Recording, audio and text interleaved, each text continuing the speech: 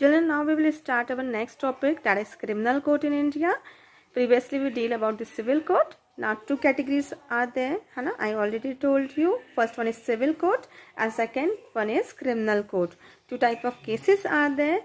First one is civil matter cases and second one is criminal matter cases. So civil matter cases will be dealt under the civil code and the criminal type matters will be dealt in the criminal code. Okay, what are the criminal matters? In which a person's body is affected, है ना, body को touch भी कर दिया, like murder, है ना, तो that type of cases will deal under the criminal cases.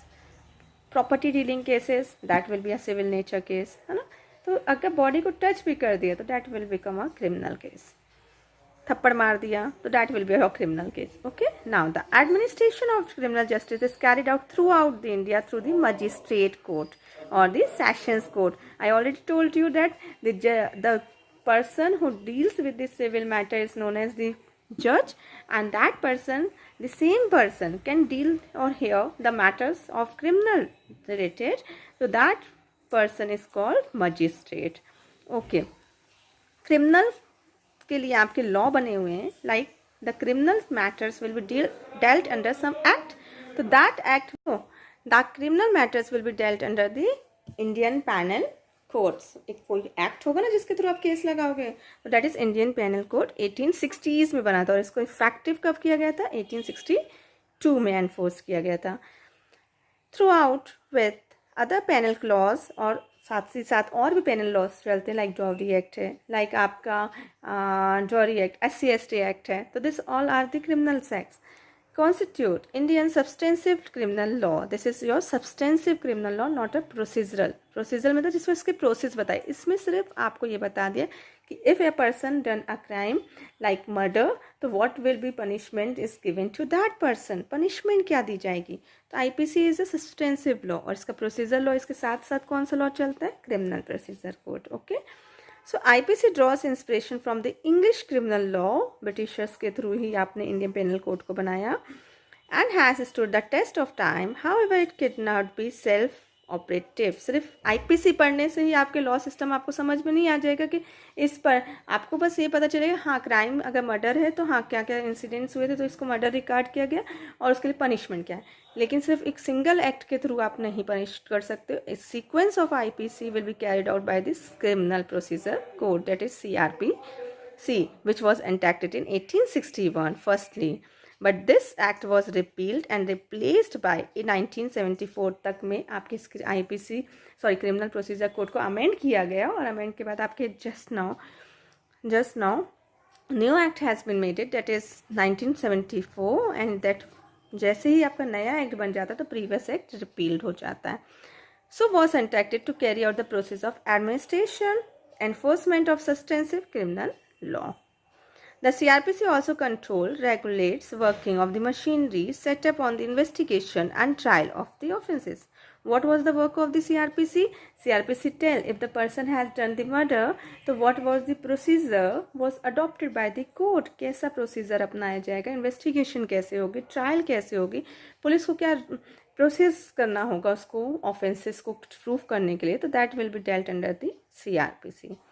In addition to CRPC firstly IPC के थ्रू आपने क्राइम पता कर लिया, प्रोसीजर CRPC, इसके साथ ही साथ इंडियन एविडेंस एक्ट भी चलता है कि हाँ प्रूफ हो जाए कि हाँ उस बंदे ने मर्डर किया है, हाँ इसे हमने नहीं किया है, तो that law will be dealt by evidence act, which was amended in 1872, enacted in 1872, which can give the guide to the process of investigation and trial. Guideline देगा कि आपको इन्वेस्टिगेशन ऐसे करना है, ट्रायल पुलिस को ऐसे लेना है, warrant trial, summary trial, summon trials, this all will be read under this topic. So now we will read in the CRPC different categories of the court are there, means how much in which court which type of cases will be dealt, so that will be given, that different categories of the criminal courts are given in your book. This is important topic too. First one is court of session, सबसे बड़ा court. Criminal court में आपकी हार की जब मैंने समझाई थी उसमें बताया था सबसे हाईएस्ट कोर्ट कौन सा था? Court of session. As per which is given under section 9 of CRPC, the court established by the state government. Who established this court? State government. For every session division, हर एक session division के लिए आपके इस court को setup किया गया है. The court is presided by judge appointed by the High Court. Who appoints the judges of the Court of Session? So your answer will be High Court. And who established this court? So that is state government. Okay. So appointed by the High Court on the particular that state. ठीक है, उस state का high court जो होगा उसके जजेस को appoint करेगा कोर्ट ऑफ सेशन के. So the High Court may also appoint additional session judge and the assistant session judge. Means first one is court of session, then additional session judge and assistant session judge. Means two categories more can appointed by the High Court कि इसके burden को कम किया जा सके, है ना. तो उसके बर्डन को कम लेस करने के लिए एडिशनल सेशन जज और असिस्टेंट सेशन जज को अपॉइंट करता है high court and give the same power which was there in for the court of session. Means life imprisonment, capital punishment means life imprisonment till death तक की punishment वो दे सकता है कोर्ट ऑफ सेशन. इतने तक की पनिशमेंट देने की पावर दी गई है कोर्ट ऑफ सेशन को हाई कोर्ट ने. Okay. Next category below the court of session there will be a court of judicial magistrate, that is CJM, है ना. So section 11 of CRPC dealt with CGM topic. There shall be established many courts of judicial magistrate first class and second class. And CGM की भी दो categories होंगी, first class magistrate JMFC and JMSC second class magistrate, which was established by the state government with the consult of the High Court again. So the court of session, court of judicial magistrate of first class and the second class is the lowest category. So according to section 15 of CRPC, judicial magistrate is under the general control of session judge and it is subordinated by the chief judicial magistrate. Session judge highest, then chief judicial magistrate, then 29 section says of CRPC the judicial magistrate first class can impose the sentence of imprisonment not existing 3 years. Means 3 years तक का case होगा तो किसके पास matter जाएगा? CJM के पास, means CJM first class के पास. और उससे ज़्यादा का मैटर होगा टिल 7 years तक का मैटर होगा, 7 years तक का मैटर होगा तो किसके पास जाएगा? CJM के पास जाएगा. 7 years से ज़्यादा का मैटर होगा तो किसके पास जाएगा? कोर्ट ऑफ सेशन के पास. ओके. तो हायरार्की आपकी चल रही है. मीन्स 7 years से अबव के matter will be dealt bye death sentence तक के court of session. Below the 7 years but till the 3 years के पहले तक का मैटर CJM लड़ेगा. 3 साल तक के मैटर्स को आपके कौन देखेगा? जुडिशियल मजिस्ट्रेट फर्स्ट क्लास देखेगा. सेकेंड क्लास के पास 1 साल तक की पनिशमेंट देने का पावर है. मीन्स जो सिर्फ 1 साल तक के केसेस होते हैं जिसमें छोटे माइनर टाइप के केसेस होते हैं, that matter goes for in the court of second class magistrate. Clear? तो मीन्स अमाउंट ऑफ पनिशमेंट से उनकी जुरिडिक्शन पावर को वो किया जाता है, पावर्स को डिसाइड किया जाता है कि how much powers that particular court will have. Below them CGM and below them additional CGM will be there. So एक और इसके बर्डन को कम करने के लिए आपने additional CGM को भी बना दिया which have equivalent power to the CGM. In every districts but not in metropolitan areas में अलग मजिस्ट्रेट होते हैं. The High Court shall appoint judicial magistrate first class to be a chief judicial magistrate. A chief judicial magistrate may impose sentence of death. Death sentence भी दे सकता है, imprisonment of life. But not existing 7 years, है ना. मैंने वही बताया 7 साल से ऊपर की पनिशमेंट का अगर क्राइम है तो कहाँ चले जाएगा? कोर्ट ऑफ सेशन में, है ना. 7 साल तक के क्राइम्स को CGM हेड करेगा. The CGM magistrate shall be subordinate to the session जज, नीचे रहता है, सबऑर्डिनेट रहता है. And every other judicial magistrate shall subject to general power under the session जज only and the subordinate to the chief judicial magistrate. और नीचे के जो सारे मजिस्ट्रेट होंगे वो CGM के बिलो में आएंगे, सबऑर्डिनेट आएंगे. Next magistrate categories that is metropolitan magistrate.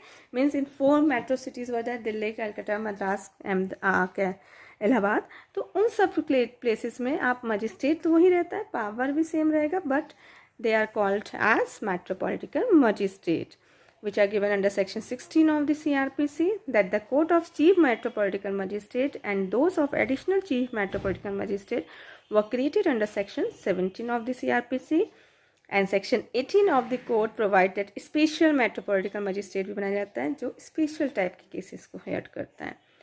The town having population not existing 1 million से ज़्यादा है उस एरिया को हम क्या डिक्लेयर करते हैं, मेट्रोपॉलिटन एरिया। लेकिन आज की डेट में भी 4 मेट्रोपॉलिटन सिटीज़ हैं। The Metropolitan Magistrates is under the general control of Session Judge and subordinate to the Chief Metropolitan Magistrate. वो किसके अंडर में रहता है, Session Judge firstly, then Metropolitan, then Chief Metropolitan। बस हायरार्की उनकी सेम ही चलती, बस Metropolitan Magistrate कह लेते हैं। Last category of magistrate, that is executive magistrate.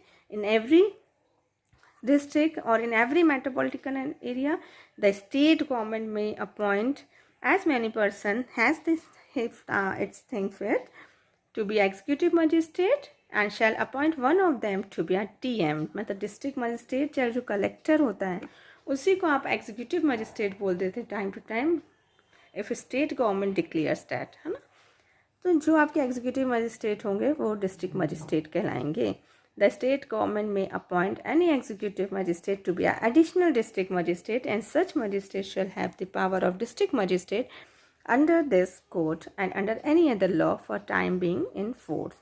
As been directed means state government किसी भी पर्सन को एडिशनल डिस्ट्रिक्ट मजिस्ट्रेट भी बना सकता है अगर उसको लगता है बर्डन है ज़्यादा है और उसको ज़रूरत है केसेस में सॉल्व करने के लिए, तो वो एडिशनल डिस्ट्रिक्ट मजिस्ट्रेट को भी बैठा सकता है और वो सेम पावर रखेगा जैसा कि एग्जीक्यूटिव मजिस्ट्रेट रखता था या डिस्ट्रिक्ट मजिस्ट्रेट रखता था। Okay, that is given in special magistrate, special judicial executive magistrate under section 21। Sections को याद रखना होगा। स्टेट गवर्नमेंट में appoint special executive magistrate also. Clear.